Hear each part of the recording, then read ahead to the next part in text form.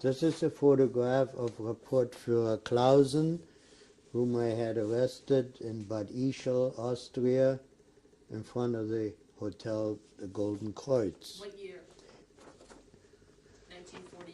In 1945, on November 29th, according to... And in that office I found a lot of Nazis. But evidently Austria was considered a nation who was also taken over by Hitler, which was not so.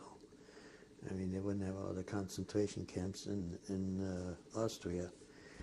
But I decided at that time that I didn't want to be in that camp they offered me to be in with the other inmates, and I was speaking German, so I got food stamps and so on. You told us at the end of the last tape that you started to have a nervous breakdown. Well, I started to cry because I couldn't see it, you know. And then I said to myself, well, to heck with it. If that's the way I feel about it, fine. Now I'm doing my thing for myself.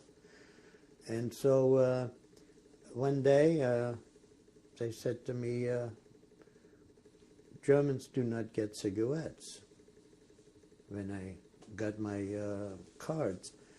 And so I went to the American officer who handled the town, and through an interpreter I explained to him that for 2 years I was in a concentration camp, couldn't get any cigarettes because I was Jewish, and now I'm in Austria and I'm a German and I can't get cigarettes now. So he said to the secretary, make him an Austrian citizen, and where do you want to go from here? I said, I would like to go to Switzerland. He can go to Switzerland from here, and then I would like to go to America. All right, and he can also go to America. He made all the decisions. Later on, I found out the man was a milk truck driver from Chicago. But I got a big kick out of it, and I got my cigarettes. So one day I took a walk, and I went over to see my friends in the camp, which was a Golden Kreuz hotel. And as I was standing in front of the hotel, I see... This is a DP camp, the Golden Kreuz hotel. Yes. Mm-hmm. And they got food from the UNRWA and from the Red Cross and so on. And so as a man came along, he had a black Panzer uniform, a tank uniform. I said to him, hey, you look familiar. And he said, yeah, you probably know me from Auschwitz. I used to be in Auschwitz. And at that moment I recognized it was Oberscharführer Clausen, who was a camp Reportführer of Auschwitz I. And he was a beast. He used to drive these prisoners in his motorcycles to the gas chambers, and he was given the report every time to the main camp. And he was a bad guy. What else did he do you remember? No, I just knew that he was very bad. Sadistic? Not that I know of. No, I just know that he was in charge of the camp, where the camp commander himself, he was involved in Birkenau, Monowitz, Auschwitz, and other camps. He didn't have time to handle the Camp 1, and this man was in charge of Camp 1, Auschwitz 1. And so I called the police, and he was arrested, and then later on, the man who arrested him gave me a picture of him. Back up. You told me before the interview began, you explained exactly what you did, how you made the phone call. Can you just Yeah, well, you said to him, wait. I just wait a minute, you know, and yeah. And he said, yeah, I will. And so I went inside and I saw the person in the hotel sitting there, and I said, call the police immediately. And they called the police, and then by the time I came out, the police was there already and arrested him, and then we turned him over to the CIA.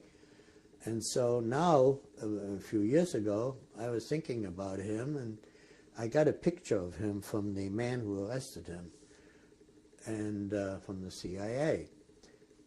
And so a few years ago, I contacted the Wiesenthal Museum in Los Angeles and asked if they knew about Reportführer Clausen and what became of him. And they said they didn't know. I should contact Wiesenthal in Vienna. And I got a letter from Wiesenthal telling me what happened to him. I wasn't surprised to hear that he didn't survive very long. So what did Wiesenthal write in the letter to you? That he was taken to Poland and that he died there in a hospital or something. So I'm sure that he got sick quick. Shortly after the war. Yeah.